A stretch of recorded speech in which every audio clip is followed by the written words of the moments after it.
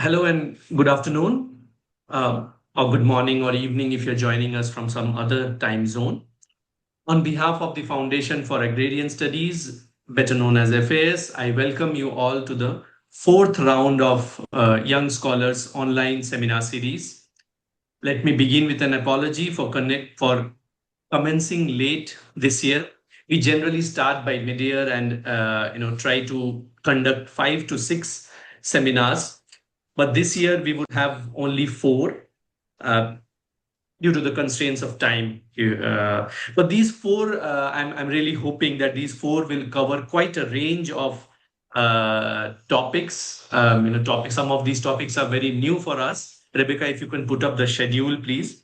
The first, starting with today's topic around the subject of brick kiln industry, as Professor Barbara mentioned in a recent discussion, this is a land-based activity that has, you know, uh, somewhat been neglected by the agrarian scholars. So we are really looking forward to it. From there, we would be listening to the questions of income diversification, questions of the crisis of peasantry in rural India, topics that are very close to FS's own research, and then the role of agrometeorological advisory services in promoting sustainable agriculture. So I really hope that none of us will be disappointed by the span and the depth of the discussions that we would see in these four seminars. And of course, the young scholars who are participating, they would find meaning in being a part of a platform that would probably lead to long-term associations and research collaboration. About FAs, now since we are meeting after a long time, maybe a small introduction is due. We are a more than 20 years old research organization studying the Indian countryside, the changing socioeconomic conditions of rural India, and the interplay of science and technology and agrarian society. Our flagship program is village studies under the project on agrarian relations in India, PARI. We have covered under this program 29 villages in 12 states of the country, the most recent being two villages in the West Godavari district of in the state of Andhra Pradesh. Through these village studies, we have very systematically built a unique archive of primary data on Indian villages. This data set, this data archive gives a very detailed picture of the changing socioeconomic characteristics of rural India in 21st century. And I'm sure that scholars, both young and senior scholars of rural India and agrarian change, have drawn much value from this data archive and would continue to do so. Drawing from this archive and from other methods and databases, we have been actively studying a number of themes, be it the state of small farm economy in India, the conditions of women and work in rural India, the trends of rural wages and wage rates, and so on. The question of databases at the panchayat level. So these are some of the questions that we have been consistently studying, and I would urge you all to come visit our website fas.org.in to get a sense of the major ongoing projects. We consistently publish. There are two book series, socio-economic survey series and the agrarian study series that we publish. But perhaps most important of our contribution in the publication arena is our journal, the Review of Agrarian Studies. The Review of Agrarian Studies is in its 16th year now, and it's a biannual peer-reviewed journal of international repute. And those of you who are, I'm sure that many of you know about the journal, subscribe to it, read the pages of the journal. But if not, this is perhaps an opportunity to go look up the journal. ras.org.in is the website. Finally, we work very closely with young scholars and young students and scholars. We try to reach out to them and develop a network of these scholars working on different aspects of rural development, the agrarian question, agrarian change, And this seminar series has been perhaps the most critical step in that direction. We are thinking of how to consolidate these seminars, how to go back to conducting in-person events for young scholars, something that we used to do before the COVID-19 pandemic put a break to it. But we are hopeful that maybe in 2026 and onwards, this year onwards, we would get back to in-person events of young scholars as well. With this snapshot, let me call upon the most important contributor to this seminar series, Professor Barbara Harris-White, an economist, a political economist, emeritus professor of development studies at Oxford University. But before calling her to handle the proceedings, let me also introduce the two persons who have been instrumental in shaping this round of the seminar series. Dr. Harshan TP, who is coordinator of this seminar's fourth round of seminar series, and Ms. Rebecca Rose Varghese, the events and publicity manager at FAS. They will be consistently in touch with all of you, about this seminar series.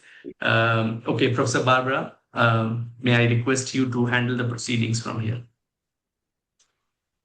Thank you, Professor Sandeepan. Greetings from France, and thanks very much for having organized the fourth round of this very exciting Young Scholars Seminar. Everybody should feel welcome. I can see there are 83 people on board the ship. Curating 83 questions will be quite a difficult task for me, but the more questions in general, the merrier. And I think that the FAS team in Bangalore will be taking a note of all the questions, even if we don't get round to all of them. Anyway, in the first three rounds, I want to very, very briefly put some context. We have been talking about aspects of the classic agrarian question, which itself is formulated in a number of ways, but basically is concerned with how capitalism transforms the agricultural sector. So the focus is on land and labor relations, and to some extent on exchange relations and the question of small holdings and micro holdings and labor in agriculture. However, over time, it has been established that that central concern is a bit inadequate for the 21st century, and we have now an expanded agrarian question, which is looking at how agriculture is integrated with other sectors, originally through the terms of trade, and how other agrarian resources themselves are transformed under capitalist relations. So we have a more systemic or systems approach to agriculture, and we're more interested in the environment and in financialization and agriculture. But today, we're embarking on something even more adventurous and having an expanded agrarian question, looking at land and non-agrarian transformations of land, both in itself and in relation to agriculture. And to help us do this, we have a hot topic which all field workers have seen, a bit like artisanal mining, but which is not normally considered either as part of the agrarian question or as rural development.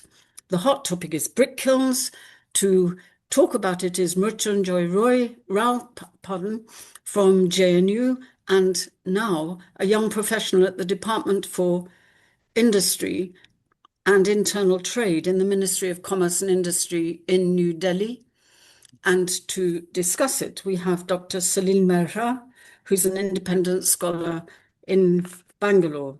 Now, the form of the seminar is as follows.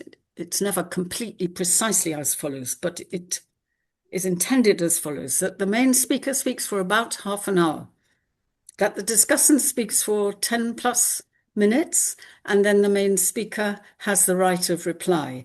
And meanwhile, I will be busy dealing with the questions in the chat, and will attempt to chair the Q&A that can take over 20 minutes after that.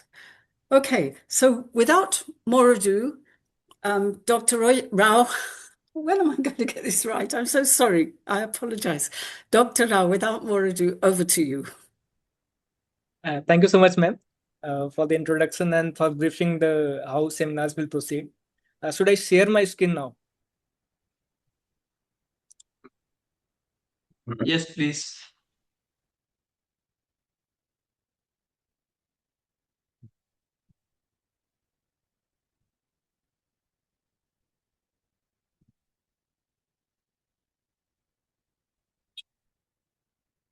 Okay. Hello, everyone. I hope my slides are visible and I'm audible.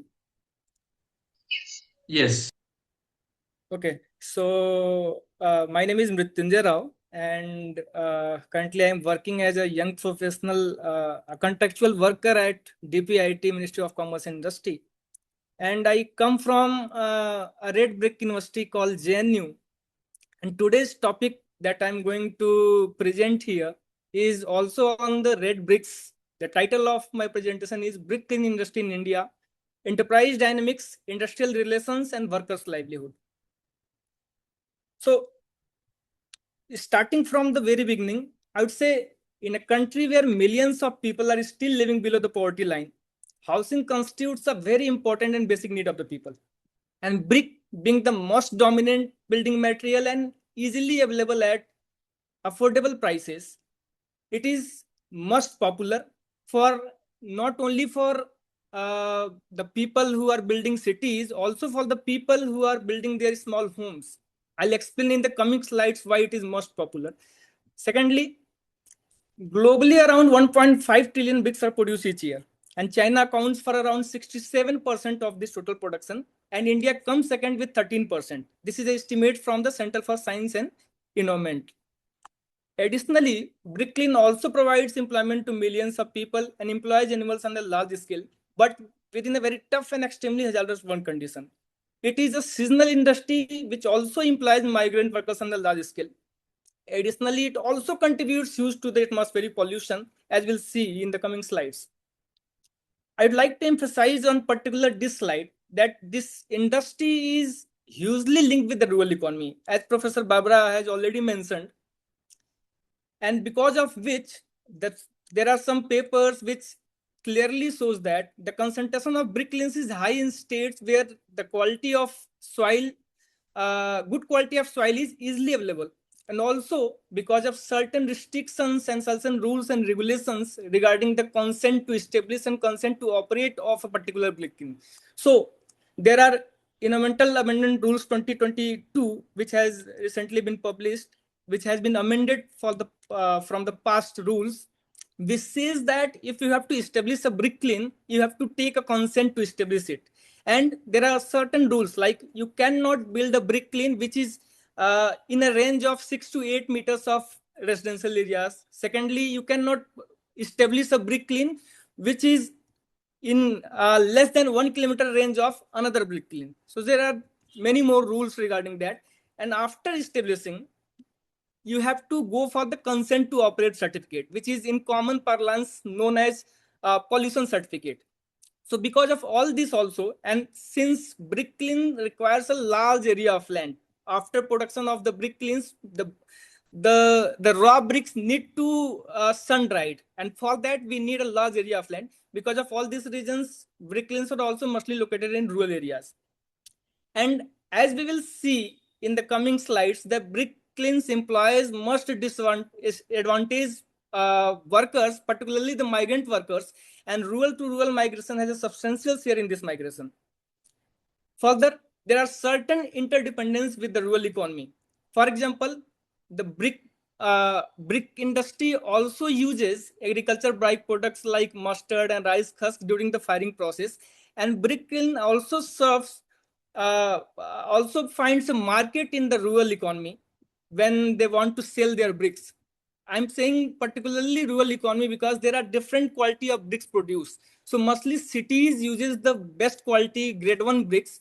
The villages or the local areas or the poor people, they are the most user of this low quality grades because of income and other constraints. So I want to highlight from this particular slides, as Professor Barbara mentioned, brick production, a land-based activity, a soil-based activity is largely neglected by the agrarian scholars. And from that perspective, also this study becomes important. So I was going through many papers and many articles, many videos when I was going through my research process.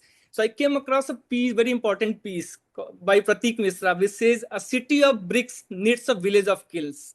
And I would like to add a line to this title that a village of kilns needs 1,000 of bricklane workers. Secondly, a study by Exnide International, which titles, I really like this title, especially the second part of the title, The Choice of Death in Paradise or Life in Hell. This line simply explains the situation of migrant bricklane workers. At their native place, they have no livelihood options, they have no bargaining power. Secondly, the destination place where they migrate to work, like bricks, the situation is really like hell. This title simply explains that. The third source, a documentary called Harvest of Hunger by Exnoid only, it also explains very well. It is a 1 hour documentary. I recommend every one of you to go through this documentary, and you'll find out how migrant workers from Odisha and other places, how they live, how is their life is channelized through brick kilns, and what is the condition of their living and working. So it says contract labor is a polite term for bonded labor. This line in itself explains a lot of things. Apart from these things, there are many important issues. When I was at the international conference organized by FAS in Kerala, so we come across many presentations. Some were talking about the continuity of market and non-market relations, bondages, and all things in the North India, while some of the presentations we are discussing about some kind of improvement in the South India. So coming from that also, I'll say, apart from the brick kilns also, I have studied some work on the carpet industry. So these contract labor, this bonded labor situation, and these non-market relations are continuously impacting the lives of people who are there. But despite its importance and multi-sectoral impacts, as I explained in the previous slide and this slide also, this industry has received a very little attention in political, social, and economic discourses, and is largely invisible with a lack of accurate figures and various parameters related to the industry. With this background in mind, I'm just presenting my work, which tries to explore a range of issues which has been less discussed. So coming to my objectives, I'm trying to understand various issues by connecting economic analysis with field-based observation in order to provide a comprehensive and realistic picture of the industry. I was going through a book by Archana Agrawal, in which Levering Lives, in which Professor Amit Baduri has written a line, getting information from direct observation. So basically the field-based data that I've collected, I've tried to doing the same. So I'm trying to find out the current industrial structure of brick kilns in India and how has this structure evolved over time. And what are the issues affecting small-scale brick making in the unincorporated sector in India? Secondly, I would like to mention that because of the lack of required data, the secondary data that I'm using is also not sufficient in itself to explain the situation of brick kiln enterprises and worker both the side. And that's why I went to some field-based study. And this study explores some specific context issues in the context of brick kilns in Kushinagar districts. For example, I'm trying to look at the challenges faced by small-scale enterprises in Kushinagar districts. I'm trying to look at the industrial and social relations involved in those brick kilns. I'm trying to understand the working and living conditions of the workers in those brick kilns. And briefly, I'll also discuss the situation of child labor and female workers in brick kilns. So as I mentioned, annual survey of unincorporated sector enterprises has been started by ASUSE from 2021-22. So there have been 3 rounds of surveys. So I am using the 3rd round of survey, ASUSE 23-24, particularly because the first round of survey was hugely impacted by the COVID. So there were 4 rounds in the 4 rounds of survey. So 4th round was impacted. So it was not very meaningful for me to compare the first round with the 3rd round. Secondly, I think using 23-24 and comparing it with 22-23 is also not very meaningful, because not much is going to change in this short duration of time. And that's why I tried to show some of the economic and operational characteristics that were given in ASUSE data to give a background of this industry at a macro level. Further, as I mentioned, macro picture many times is not sufficient to understand the ground realities at the micro level. And data deficiency makes it more difficult. So field-based study of brick industry, Kushinagar industry of Uttar Pradesh was undertaken to fulfill these objectives of understanding the ground realities. So for that, I conducted 2 surveys during the period between May 23 and March 24. The labor survey collected data from 110 workers from the 5 brick kilns of varying production capacity using a separate questionnaire for women workers. The enterprise survey included 40 brick kiln enterprises, which were located across 33 villages in 6 blocks of Kushinagar district. For collecting the women workers related data, I took help from 2 of my friends, women friends, who I am very thankful to them that despite, although I have collected data from 15 female workers only, but this data is of immense help to my research, for explaining various things from the gender perspective also. So why am doing this research on Kushinagar district? There are 75 districts in Kushinagar. I'd like to mention that 20 out of these 75 districts have more than 280 brick kilns, as per a data by Uttar Pradesh Pollution Control Boards. Secondly, as I mentioned, brick kiln is very invisible and informal industry. So it is very challenging to collect data, because none of the enterprises are actually following the rules and regulations, CT, CTO, as I mentioned earlier. And the labor conditions is really precarious. The child labor is being used at a large level, and that's why they are not allowing the research scholars to conduct survey and all. Because of that, it was also very challenging.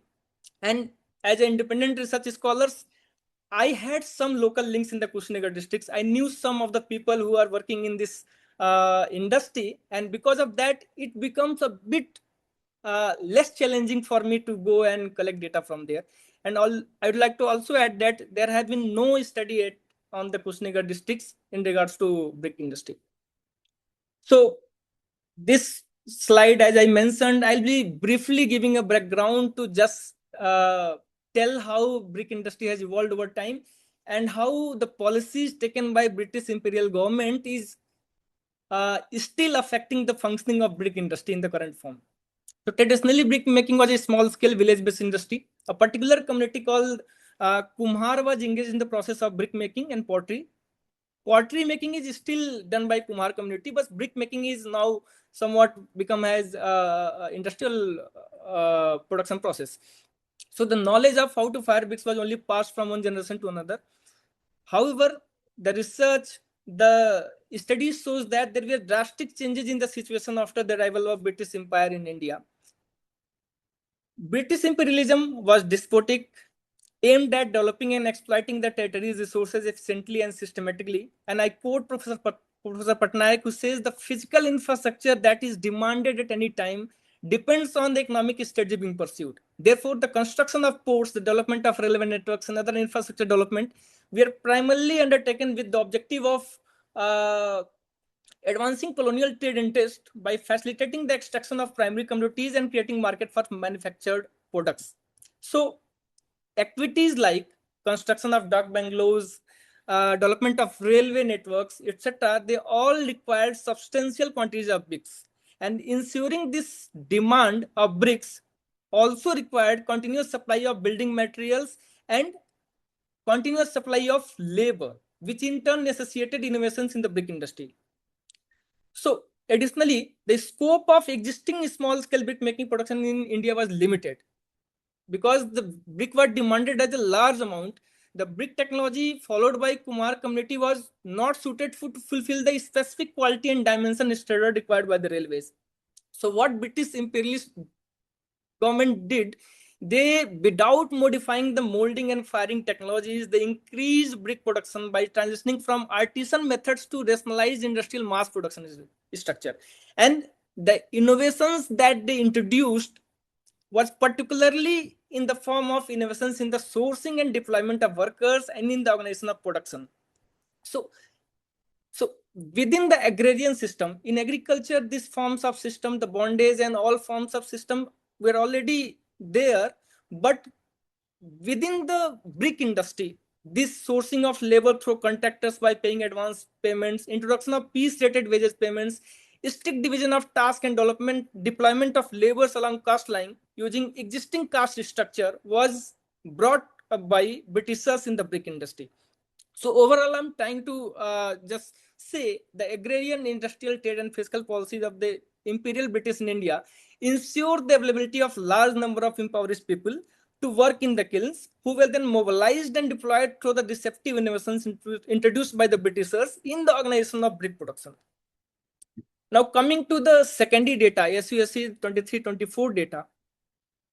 In short form, we can say this is an attempt to cover the part of the industry, non-agriculture establishments, which are not covered by SI data. So as per ASUSE 23-24 data, there were a total of 67,078 unincorporated brick kilns in India, which were spread across 24 states. And more than 90% of the brick kilns were located in top 10 states, like MP, Tamil Nadu, Jharkhand, UP constituted around 50%. Majority of brick kilns were proprietary firms, with a vast majority of being owned by male. Social category wise, most of the owners belong to the OBC category, followed by others. It is to highlight here that even in the unincorporated sector enterprises, there are the ownership of very small level of brick kilns is not with the SC and ST community, marginalized section of the society. Secondly, the nature, when we talk about the nature of operations, so around 75% of the brick kilns remained operational for 12 months during the last year preceding the date of the survey. So it also reflected that small scale brick making in the unincorporated sector is perennial in nature. Regarding location, I'd like to highlight a particular point that around 45% of the brick kilns were functioning with fixed premises but without any structure. Without any structure means these are the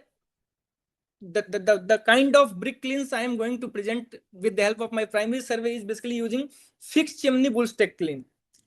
The this kind of the brick kilns that this ASUSE data captured is basically talking about a far more primitive technology, that is clamp, in which the people generally stack the bricks, they layer the bricks and cover it and just fire it. So it reflects the use of inefficient production technology. Most of the brick enterprises operated as unregistered establishment. More than 95% of the enterprises did not use computers and 73% of enterprises did not use the internet. Enterprises reported many challenges, including the shortages of raw materials, unavailability of labor, non-recovery of financial dues, and credit-related issues. Further, the brick industry primarily uses informal labor. Around 75% of the workers in brick kilns were males. Women workers were mostly employed either as informal hired worker or unpaid family labor.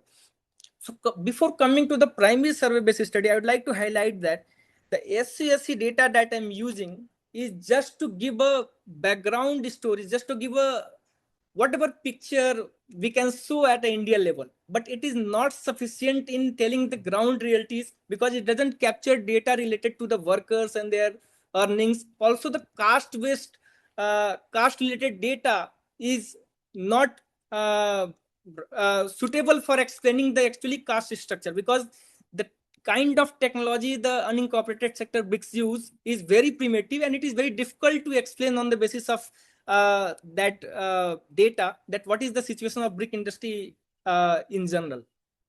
So I conducted field survey in Kushinagar districts. The first figure shows locates the Kushinagar districts in the map of Uttar Pradesh. The second figure on the right side basically shows the block-wise map of Kushinagar.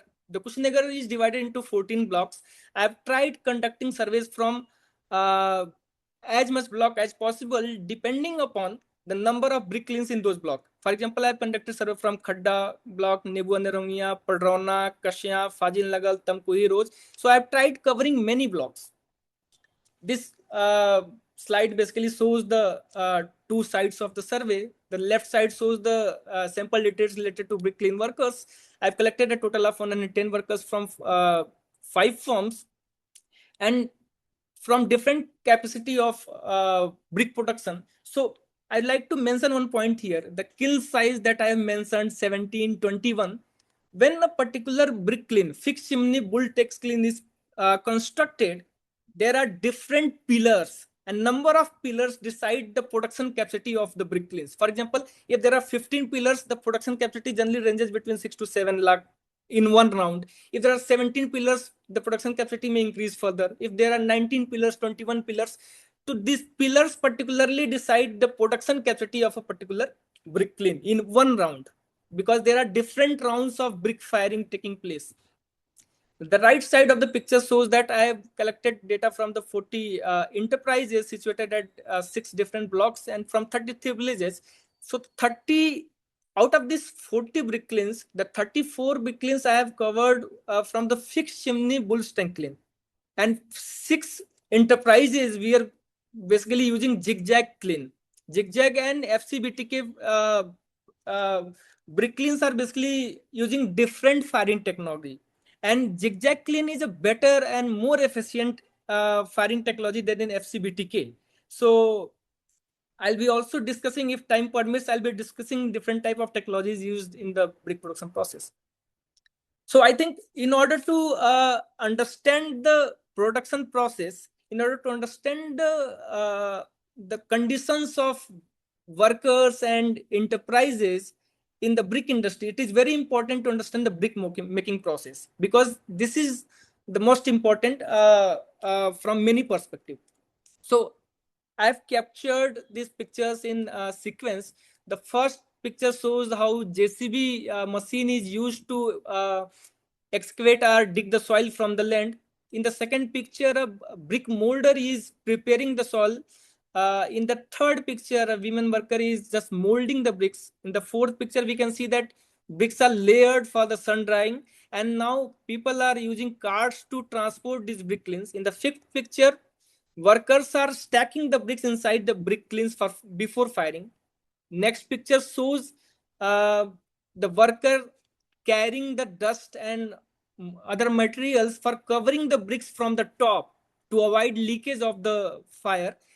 In the eighth picture, fireman is inserting coal from the holes built on the top of the brick kilns. And last picture shows women worker carrying fired bricks out of the brick kilns for creating space and for selling in the market. And I'd like to mention here that this specific task requires specific skills, but this division of labor is not solely based on this skill requirement, but other factors like caste and gender also play their role. So coming to a particular picture, this picture in itself shows 3 phases of brick production. So this picture, the first is pre-firing phase. In the pre-firing phase, I think let's start with the firing first. This picture, I think my arrow is showing the place where I'm trying to show. This particular place is where firing is taking place, and bricks layered in front of this firing phase is basically just to ensure that these bricks gets heated before the firing. And on the third side, the fired bricks are ready for the workers to take it out from the brick kilns. So these 3 phases of brick production, before firing, firing, and post firing, are interlinked in the sense that it is, since brick production is very continuous process, and any halt in any production process, if firing stops, the freshly molded bricks wouldn't be able to get inside the brick kiln chimney. Secondly, if the fired bricks are not taken out, there will be no space for the freshly molded bricks to come inside the brick kilns. So in that sense, three processes should continue simultaneously to ensure the continuous production of brick kilns. Now coming to the industrial structure of the brick kilns. Brick kiln is has a very hierarchical and multi-layered structure. At the top comes the brick kiln owners, which are mostly dominant people from strong social, financial, and political background. Then comes the input suppliers, and I'd like to highlight here that the people who supply inputs like coal and other inputs, they're also from dominant from better economic background and belonging to the cost of supplier is an advantage. Then comes the landowners. So landowners are of different kind. There are people who provide their soil from the land for the brick molding. Then there are people who give their land on lease for the particular kiln structure and for drying of the freshly molded bricks. And there are people who also landowners who also supply their land for other brick making processes. So I think it would be better to mention here that the land, some of the brick owners have their own land where they have established their brick kilns and they're operating. Some of the owners are using land of the others because they have to build a structure, and so they have basically hired that land for many years, for minimum 10 to 15 to 20 years, and now they have built a structure over them. So annually they have some fixed kind of payment that they have to make to the brick kiln owners. The people who sell soil from the land are, I discussed with many of the people who generally sell soil from the land. Although a brick kiln owner will say that it is of no harm to the production of the productivity of the soil, but it really impacts. And in fact, those who sell soil from the land are mostly people who are from very poor background, and since they get at least some lump sum money from selling their soil from the land, and that's why they sell their land. Then comes the labor contractors, workers, and there are brick kiln owners association. There is All India Brick Kiln Owners Association that they meet annually once, and they get together and discuss the issues of the brick kiln enterprises. Regarding labor union, I'd say there was complete absence of any labor union. So there was effectively no platform for the workers to raise their demands and concern. When it comes to the stakeholder government, I'd like to mention one particular thing is that there are very many departments like construction department, district administrative office, pollution control boards, labor department, GST office, etc. They are somehow related to this particular industry. But I'd like to quote a number here. As per data by Uttar Pradesh Pollution Control Board, in 2021, there were 19,395 brick kilns in UP. And out of these brick kilns, 91 brick kilns were defaulter brick kilns. Defaulter brick kilns in the sense that they were not following the consent to establish or consent to operate rules established by the government. And even after 2 years of this list in 23, there were only 327 brick kilns on which actions were taken. And these actions were taken simply in the form of sending notices to them. So this is how government is functioning in this particular industry. I would like to also mention that I'm also in touch with many of the brick kiln enterprises owners. They are the 40 brick kilns that I have captured data from. Many of the brick kilns were not even in the list provided by UPPCB. Some of them were not actually in the listed. Now coming to issues of the brick enterprises in Kushinagar district. Dr. Rao, can I just tell you, this is very fascinating, but you've run over your time and I'm going to give you 5 extra minutes maximum. Okay? Oh. Okay, ma'am. Coming to the issues of brick enterprises in Kushinagar districts. So brick enterprises mentioned issues related to availability and rising prices of soil and fuel. They also complained about labor problems and rising labor cost. They also reported stagnation in prices of bricks in relation to sharply rising input cost. Given the inefficient technology, a significant proportion of bricks produced were of poor quality, and there were complaints about substantial unsold stocks of the bricks. Regarding technological aspects of brick kilns, the brick kiln owners showed a general apathy to the transition to the more efficient and sustainable technologies, lack of support from the government, lack of incentives for technological change, and general lack of awareness were the reasons behind it. Also, I would say low cost of labor incentivize them to not to switch to the efficient technologies of brick production. Now, coming to the industrial relations and labor part of the survey, I think this picture in itself shows how a family is migrated to the brick kilns. Different children are visible in the pictures. So I'll focus mainly on the industrial relations in the brick kilns. My focus is on the three main stakeholders: brick kiln owners, contractors, and workers.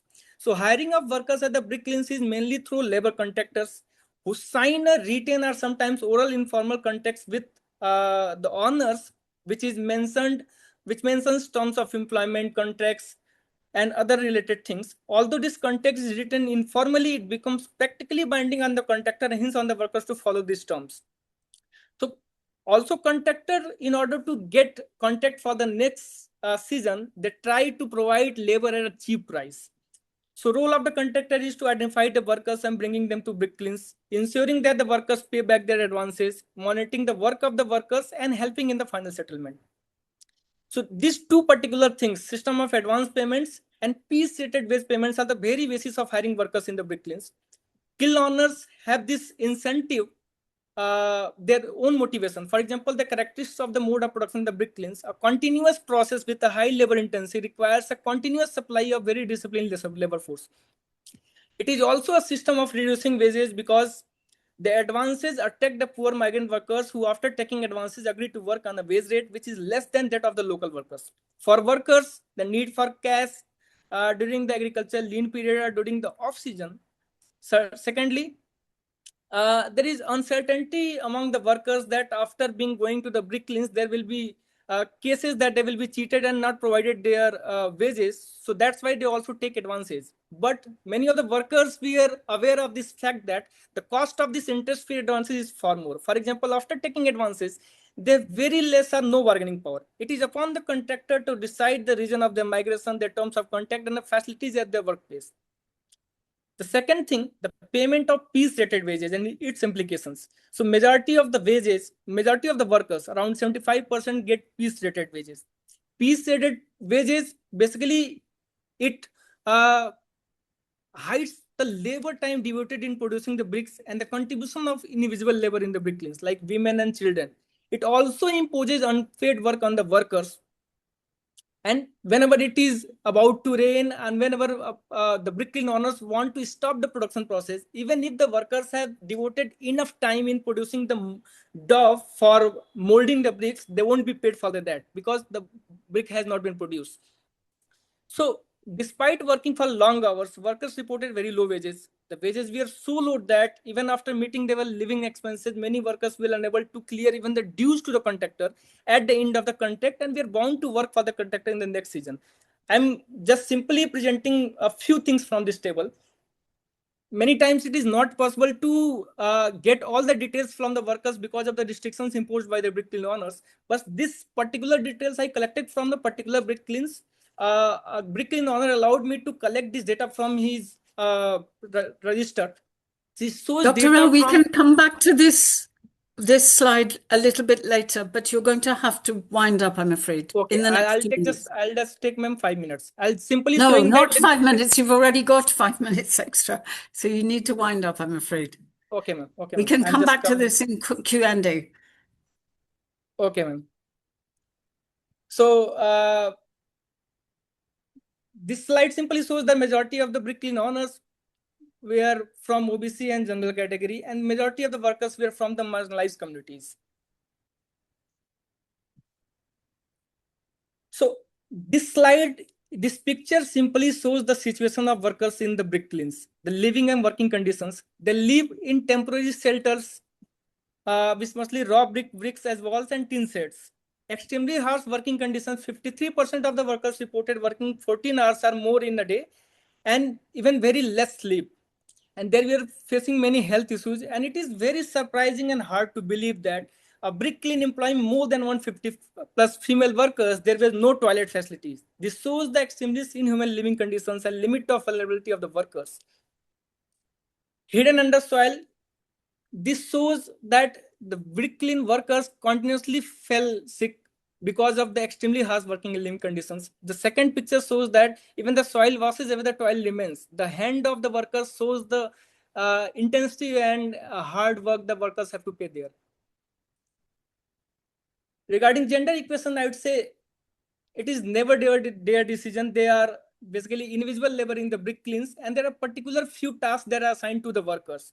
And basically, all the female workers reported frequent domestic violences, misbehavior by contacts, and instances of shouting and sexist remark.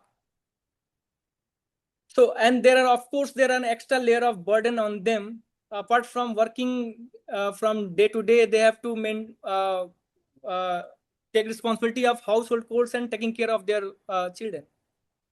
This picture simply shows the situation of work, children labor, children in the brick kilns.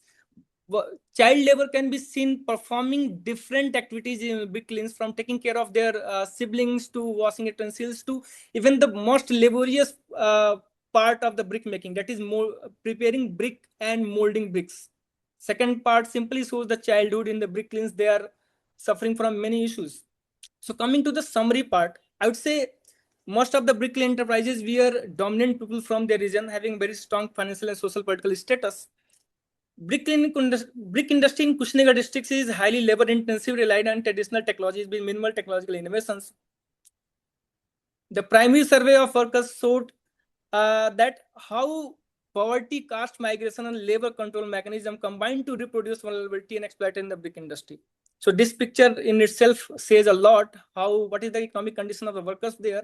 And last but not the least, I always cite Adam Gondavi, who says, तुम्हारी फाइलों में गांव का मौसम गुलाबी है, मगर ये आंकड़े झूठे हैं, दावा किताबी है. तुम्हारी मेज शादी की, तुम्हारे जाम सोने के, यहाँ जुम्मन के घर में आज भी फूटी रिकाबी है. The point is tries to say that whereas the government tries to show a rosy picture of the state of the people in the country, the situation is far away, far different from what they are revealing.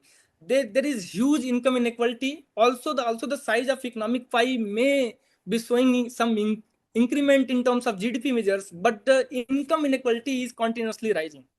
Thank you. Thank you very much. Dr. Rao, you have certainly whetted our appetite to know more about the brick industry. I'm sorry that I had to cut off what is a much longer presentation, and I hope that there will be questions in Q&A. But let us turn it over directly to Dr. Mehra, our discussant, for his comments. If you can make them within 10 minutes, it will release time for this very big audience. Thank you. Thank you, Professor Barbara, and thank you, Team FAS, for inviting me to be the discussant. I would like to first appreciate the work done by Mrityunjay. Thank you, Mrityunjay, for your coherent presentation. I think the work is really interesting and important in terms of it focuses on an understudied industry in India, the brick kilns, particularly largely informal sector. And I really appreciate the way you have gone about your motivation and grounded it in historical understanding of how the history of particularly the colonial period shaped the industry and the industrial structure, and also important in terms of how you've combined the macro and the micro picture to give a more comprehensive analysis of what is happening in the brick kilns industry. Having said that, I'll just state 3-4 points, and then I'll let more time for question answers round. So first thing I wanted to know more about is how, I'm sure, as you mentioned that this is an understudied area, but still there must be some other research that has been done on the brick kilns in India. So how does your field survey, how does your findings sort of relate to the other literature on brick kilns industry in other districts of other states in India? One point would be that because I didn't see much engagement with other literature in terms of drawing how the uniqueness of your study, how it replicates the results of the other studies or differs from it. Second, though you did mention about the interlinkages between agriculture within the rural economy, the interdependence of the brick kilns industry in the rural economy. So from that perspective, I was also very curious to know that do you also see from your field survey a sort of conflict in resource sharing and disbursement between the two sectors? You already mentioned that the soil is sold, but what about land use, labor use, and because you also mentioned that one of the reasons that the brick kiln owners do not face a major issue in terms of rising labor costs, and they also depend on migrant workers and so on and so forth. So do you see sort of that conflict in that interlinkage or interdependence within the rural economy? Third question would be about, I wanted to know more about the details of the migrant workers, in the sense that not only in terms of, you have already mentioned the states from which they come from, but also in terms of what occupations earlier they were engaged in, both for the migrants and the local workers, whether they're engaged in agriculture and non-agri economy simultaneously. And because that sort of brings me to my larger question, and which I think is can improve the importance of your work very much, in the sense that I would like to hear your understanding and how you link your analysis and results with the larger story or the larger debates within the political economy of development, or within development economics, say structural transformation, because brick kilns industry is not working in isolation. It is part of a much larger economy. It is interlinked with the rural economy. It is interlinked with the construction industry and so on and so forth. Largely, all of these sectors remain informal in nature. So from that perspective, and that is where I also relate to my question on the information on migrants, and because if much of the population, much of the workers are engaged in these low productive activities, low productive agri activities, and they shift to low productive non-agri activities. So how do you see the circular flux of these people moving from one low productive activity to another? What does it say about the larger debates? How do you situate your work within larger debates of the persistence of informality within the economy, or the lack of structural transformation, the stunted process of structural transformation? So some engagement with the broader theoretical political economy literature. I would like to hear your views on that. And some small questions on specific questions in terms of, you will discuss your table on the wages and the emoluments. So I was wondering if you have also seen the wages of the workers from the annual survey of unincorporated enterprises. How do you relate? Because though you mentioned that you have looked at the, you only use the unincorporated survey for the enterprises survey for giving a background, but in addition to that, I think your analysis can be made much more richer by engaging much more with the macro and the micro, because I think that is one of your important contributions. So in terms of what has the wages been at the national level, how this particular district, how do you see this particular district faring as compared to the national picture? Not only that, but also because then you will also be able to highlight the local political economy, the particularities of that particular district within that state, and so on. And do you also see a discrimination in terms of the wages that the locals get and the migrant workers get? And final, any impact of rural employment guarantee schemes in the rural areas on the wages that you observe in your field study? So I think I'll rest my comments here. Thank you. Thank you very much. I'm trying to lower the Q&A, which is very rich.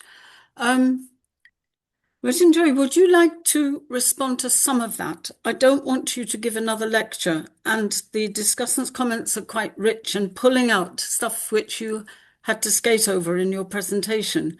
But can you pick one or two? There will be a lot of questions about labour later, so you can leave the points that Dr. Mehta made about labour. Okay, yeah, ma'am. So What I'd about like the to questions about multipliers in the rural economy? Interdependencies and multipliers. He had 2 points about that.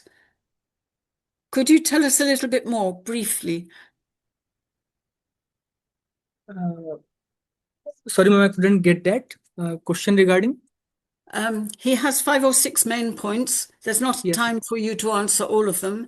There will be questions on labour later. So I was suggesting that since 2 of the points are about interrelations between the brick industry and the rural economy and multipliers of the brick industry with other sectors, could you respond to those perhaps now? So, ma'am, just a point about the other research work. I come across a particular organization called Center for Education and Communication.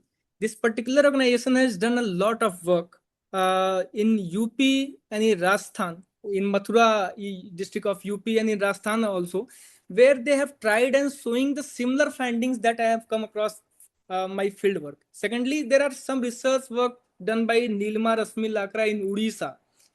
She has done a very good work. She has shown the similar conditions. Even the work done by the author shows how the migrant workers are migrating to brick kilns just to safeguard them from the caste-based discrimination. Even more problematic case, the caste-based discrimination is so high in their native place that to escape from that, the other livelihood things are also adding to those things. And there are, apart from brick industry, also recent work by Prachi in Haryana also shows that the persistence of unfreedom in agriculture. So in many places, many states, we are seeing that these forms are continuously there. And briefly, I would mention about the migrant workers that some of the workers, I couldn't collect data from their land and other belongings, but particularly migrant workers which were coming mainly from the Jharkhand, Rajasthan, other parts of UP and Bihar, they were having no less a very low, small land holdings. Also, the work. I also collected data from what they did earlier.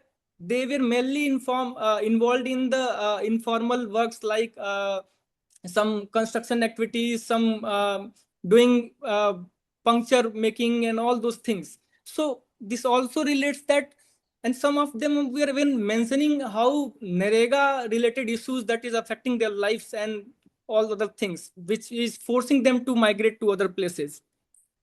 And regarding linkages between the sectors, brick industry and other rural-based activities, I'd say there are some problems that are persisting in the sense that workers are not getting employment in the related activities also. For example, in construction activities also, from many of the people who in my particular villages who were earlier getting jobs at their local native places, they are now migrating. Even after COVID, there are situations that the workers who has come back to their places, reverse migration was taking place after COVID, but again they are going back to their native places, from the native places to the workplaces. Same was taking place in case of Bhadoi. I mentioned I have worked on the carpet industry also. So workers who return back to their native places, now they are going back to these places because,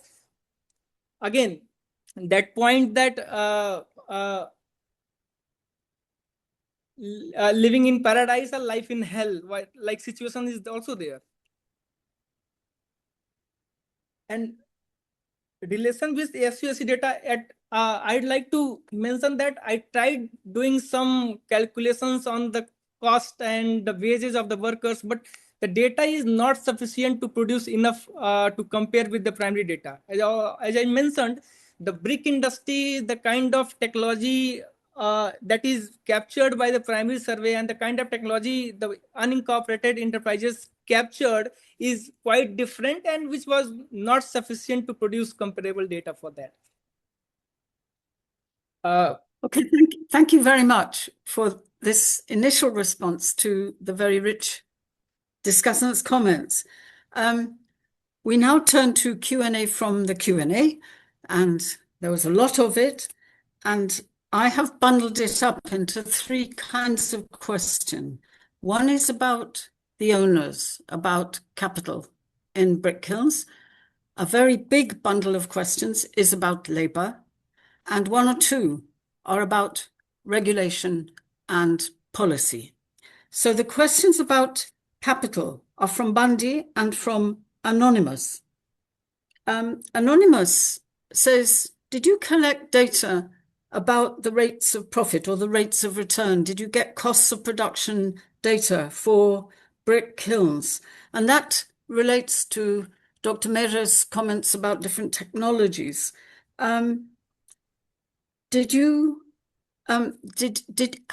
How much of a systems analysis were you able to do?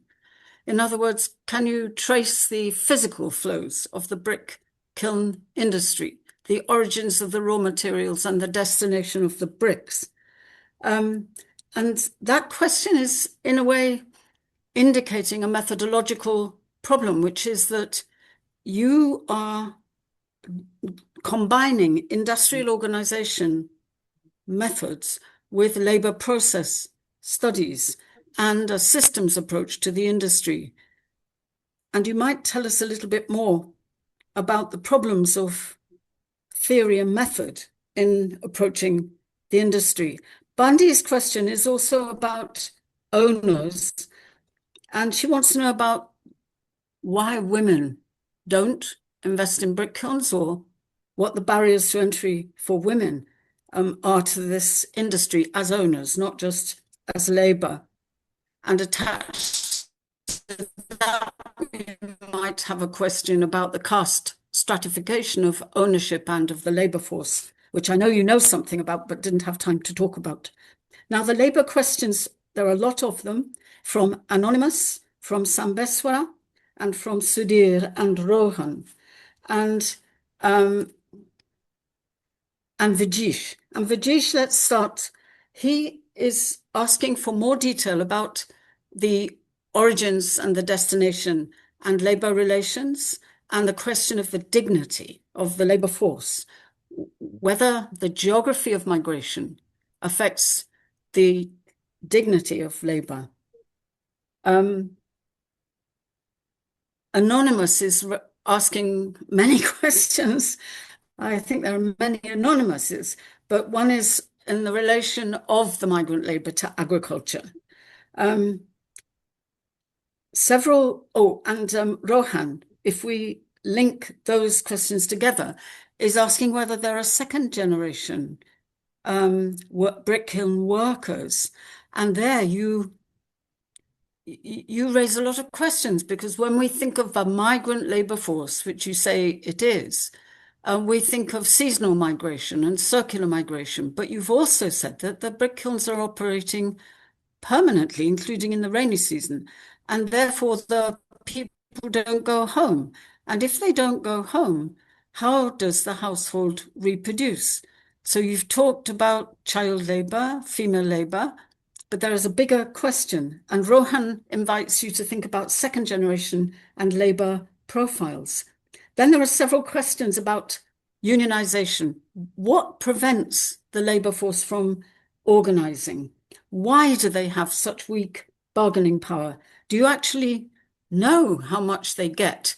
And can you compare with other similar labor forces in the region to buttress your statement that they're super exploited labor? What are the politics of unionization? That's Sambeswara's question. And are there particular problems, the political economy of female labor? Are there particular problems. So there's a gendering of capital and a gendering of labor that people are very interested in. And the final kind of question is provoked by Anonymous and would like to know the major labor regulations that should pertain to the labor force, minimum wages, laws about working conditions and environment and hazardous work, and so on and so forth. And actually, that relates to a wider question, which is about the regulative context for the entire industry. Okay, now there may be more questions, but I'm going to stop there and let you have a go at answering them. Okay, ma'am. I'll start from the honors thing. Why do women are not investing in the brick kilns as honors? So, briefly talking, the Kushinagar district, it comes in the eastern region of UP, which is a very patriarchal in setup. So even while talking to the brick kiln owners, some of the brick kiln owners, I really discussed why is the case that not a single brick kiln owner is female out of this 40. In that case, they say that women from our house don't go out for work. We are there to work. So it is the patriarchal setup in which women are living, where people associate the movement of women from home to outside for earnings with their standard, with their status. They see that they really use the word इज्जतदार घरों के लोग औरतें बाहर काम नहीं करती. People from the respectable society don't go and work outside. So this patriarchal setup explained in itself why there are no single brick kiln owner from the female. Secondly, regarding the labor issues that we mentioned, origin and destination and dignity of labor based on their geography, I would like to mention there were particular workers from Jharkhand, from Ranchi. They were mainly engaged in and unloading the fired bricks from inside the kiln to outside the brick kiln.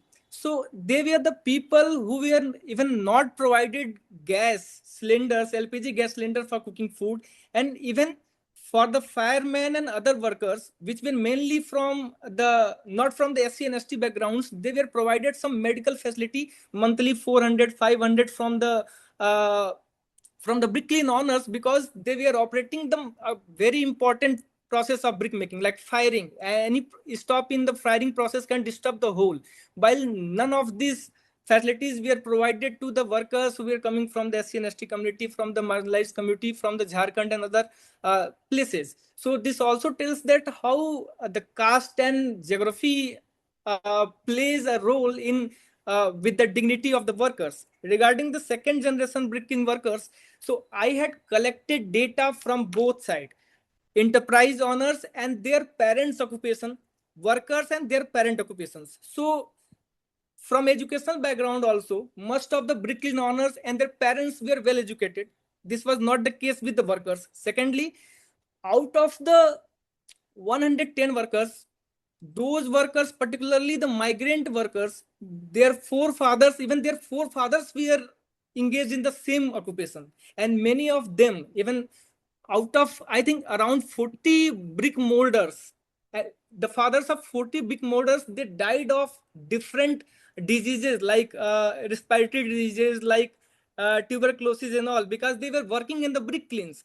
And as I mentioned, even the 15 workers data, female workers data that I have collected, these were all married at a very early age, because they have to, I think I was going through a study also, which says that in some of the brick kilns, females are early married so that they could go and work in brick kiln, because they allow those in pairs. And also, they all were working with their parents in the brick kiln.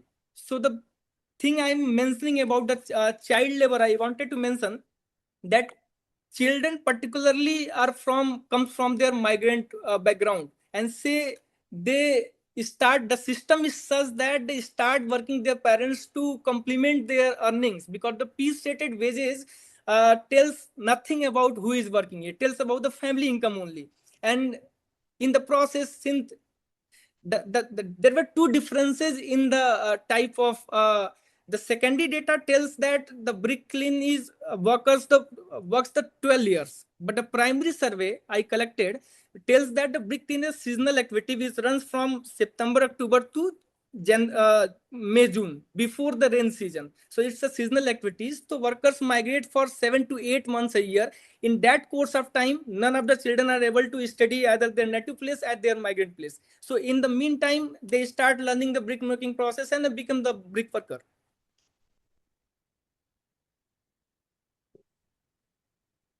May I ask the foundation team whether we can have 5 more minutes because we're well over the limit of time? Could Yes, somebody yes, advise me? yes, Professor Barbara. Yes, yes. Okay. Let's call maybe 5:20 as a hard stop. Okay. So there are a second round of questions, some of which you've already alluded to, which are about children and families, whether there are differences in the socio-economic profiles of people who come as individual labor, or whether they, between them and those who come as households. That's Divya's question. And Anonymous had a question about children and education, which I think you've started to answer by stressing how they're socialized into a very limited set of career options, namely brick kiln work. And then Satish has asked a very interesting question because it bears on your systems approach to studying the brick industry, both through labor process and through industrial organization. And he's saying that in your district, he knows something about the existence of thermal power plants, and that those thermal power plants emit fly ash, and that the brick kilns are supposed to use fly ash and not clay, and wonders what's going on. So that's a systems question. So And regarding related to that, in another context, everybody will be interested in how they get hold of coal and what kind of system there is for the agricultural residues, which are also used as fuel for the brick kilns. But this question is about fly ash. So regarding individual labor and households, I would like to mention that most of the migrant workers we are coming in pairs or with their household members. Yeah. The local workers, basically who were inter-district migrant, we can say, they were coming, or there were some local workers who were coming, daily coming and going back their home. They were coming individuals. The same thing happens there. As I mentioned, it is running in Kushinagar is running brick kilns in very patriarchal setup. So people who are local workers that don't want their women to go and work in the brick kilns, because this is considered actually in front. The same thing happens if you go to Mukherjee Nagar in Delhi, and if you talk to many people who sell eggs and other on the streets, they will say even it is not a respectable job to sell something in their local places. That's why they're coming to Delhi. And the same logic applies to the women workers. They not in any cost they want their women to go and work anywhere. Forget about the brick kilns. So this was the case why there were individual workers. I think the last question regarding profit you asked in the last session, I missed that. Even I was not able to calculate the exact cost of everything, but roughly I discussed with all the brick enterprises. They said that for a particular brick, we get about 2 to 3 rupees per profit. So suppose a particular brick kiln produces 4 rounds in a year. Each round it produces around 8 lakhs bricks, so 32 lakhs bricks. So minimum 30 lakh, 40 lakh a particular brick kiln is earning. And earlier it used to be 50 lakhs, 60 lakhs, 70 lakh, even crores. Because of the rising soil prices and other things, now they are trying to in such a way the cost cutting, there was cost cutting on the labor side. So there is enough profit, and also I think they are capable enough of switching to the efficient technology, but this labor, because they're getting at a very low wages, they're not switching to those. Regarding these questions of fly ash thermal power plants, yes, as I said, there are many rules and regulations, and even many thermal power plants, they use bagasse, and bagasse is used for production of an alternative to the coal. But there are some differences in the brick produced out of coal and out of bagasse. In local term, they call it gulla. So better firing alternatives to the fixed chimney bull-tech kilns like zigzag, high draft technology. Even in China and other places, there are technologies called vertical shaft. There are tunnel kilns which are very efficient in producing bricks with the very minimal use of energy fuel, and they are operating well. But in this case, despite having rules regarding use of fly ash, despite having separate rules, none of them are operational in on the ground. Thank you very much. I think we have run out of time. There's a whole slew of questions that your research provokes that you didn't have time even to begin, which are to do with the environment. Bricks are made out of topsoil. Taking the topsoil off alters the gradients and the height of agricultural land, and that will have effect on soil quality, on water pollution, and it is Harsha in the Q&A, an extra question, which reminds us, as I'm wrapping this up, that there is air pollution as well. So there are multipliers in the environment, and there are a load of questions about when a brick kiln moves on, if it ever does. What happens to the land? How is the land reconstituted after it's been used for brick kilns?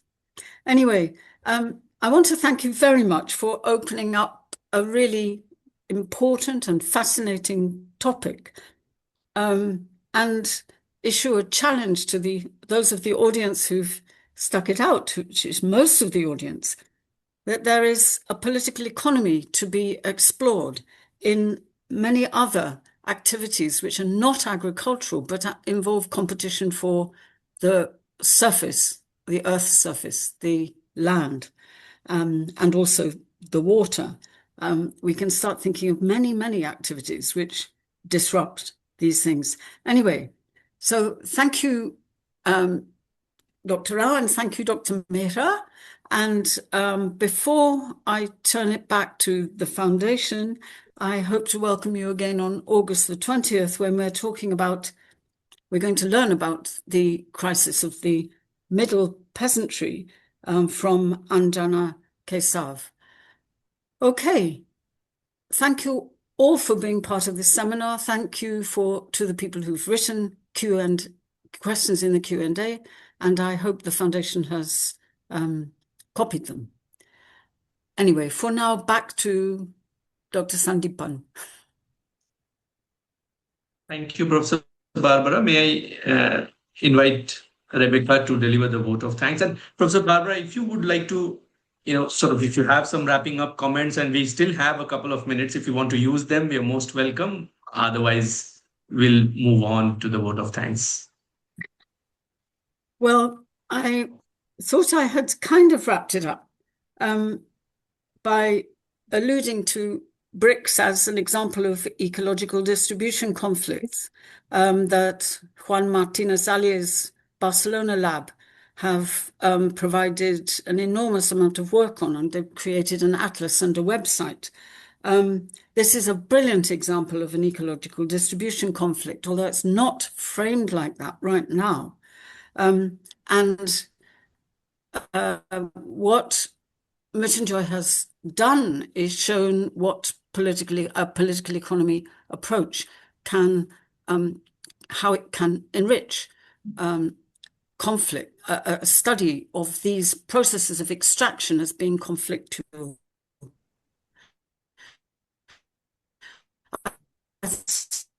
add, and there's a little tiny point which was very fascinating, because they need raw materials and a lot of human labor, and then you said they need a lot of animals, and I saw one photograph with a horse purpose-driven trailer. And I was curious about the role of animals in this industry, because we forget animals when we're looking at agrarian studies. I have many, many more questions, but no time. Okay. Thank you, Professor.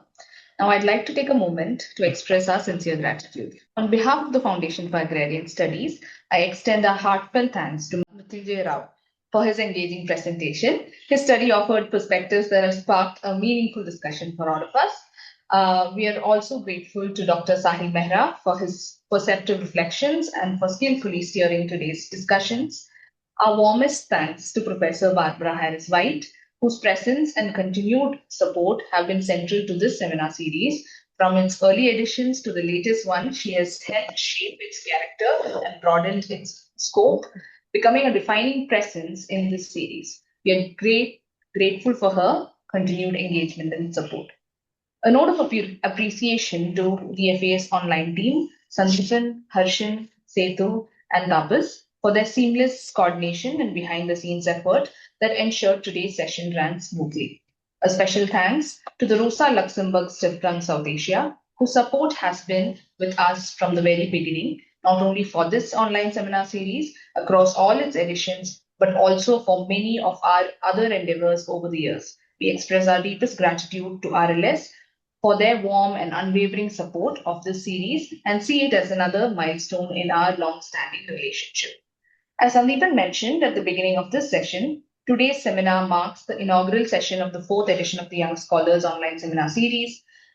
We would like to express our sincere gratitude to all of you for registering for this seminar series and for joining us for its first session. Your presence, thoughtful questions, and active participation made today's discussion especially engaging and rewarding. We are grateful for your enthusiasm and support, and we hope you will continue to join us for the upcoming seminars in this series. The recording of this session will soon be available on YouTube. To learn more about the Foundation for Agrarian Studies and our work, please visit our website at fas.org.in. We are active on social media, and you can find us at FAS Agri Studies on Twitter, Instagram, Facebook, YouTube, and LinkedIn. I request that you follow us on these platforms to stay updated on this seminar series as well as our other initiatives. With this, we come to a close to this session. Thank you and have a nice day.